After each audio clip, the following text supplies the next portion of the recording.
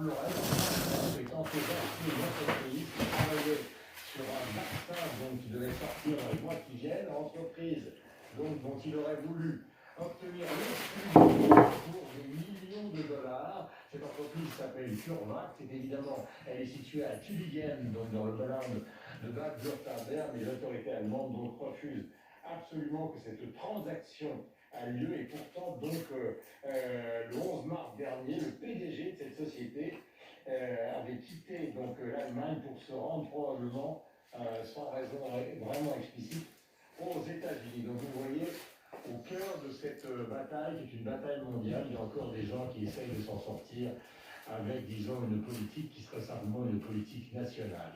Il est 7h29 et 31 secondes. Passez la meilleure journée possible. Protégez-vous, évidemment.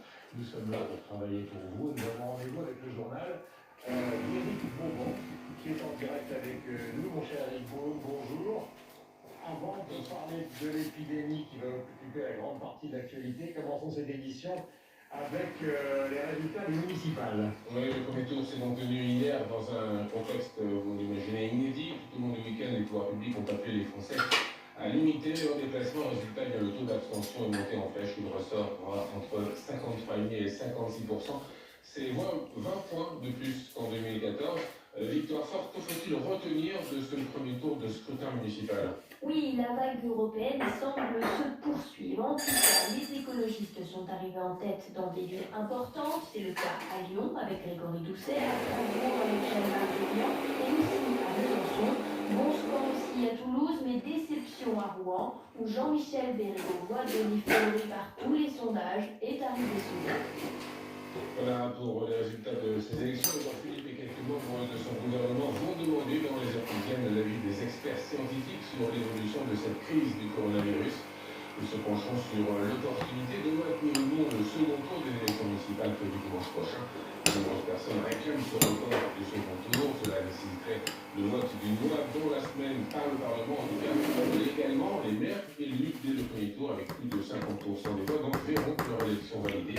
Explique Guillaume Protière, le candidat de la faculté de droit de Lyon 2. Contrairement à d'autres élections, les élections législatives ou les élections départementales, le code électoral ne prévoit pas de participation minimale pour valider une élection.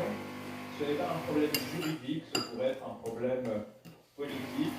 Les sources légales et réglementaires ne prévoient pas le cas de figure d'un report. Le cas de figure suivant: les élections qui auraient donné un vainqueur pourraient être validées et les élections qui en revanche n'auront pas donné vainqueur parce que le second tour devait avoir lieu à un autre moment, il est très probable qu'on doive recommencer l'élection. Voilà, donc Guillaume Protière, doyen de la faculté de droit de Lyon 2, qui précise donc qu'en cas de report du second tour, il y a un risque de reprendre l'élection à zéro. Et face à la montée en puissance de l'épidémie de coronavirus, l'éducation, c'est un moment de bataille, les élèves vont devoir s'adapter à un nouvel environnement. Oui, le président l'a dit, les crèches, les écoles, les collèges, les lycées, les universités sont fermés à partir d'aujourd'hui. Pour les enfants, c'est une nouvelle vie qui commence. Les élèves vont avoir un cours à la maison, devant un ordinateur. Ce changement de vie préoccupe beaucoup les enfants. Écoutez, Aïnora, elle a 6 ans, elle est en CM2 dans une école de la région parisienne. Moi, je me dis que ça va pas être très simple parce qu'on a moins de possibilités de poser des questions, il y a moins de possibilités de nous réexpliquer. Une fois que la leçon est sur le blog, si on n'a pas tout compris, ce sera beaucoup plus difficile de dire j'ai pas compris pour telle et telle raison. Et c'est un peu stressant parce que déjà on sait pas vraiment combien de temps ça va durer. Je sais pas trop dans combien de temps je vais avoir tous mes amis, etc. Ils se quittent, c'est pas bon pour eux.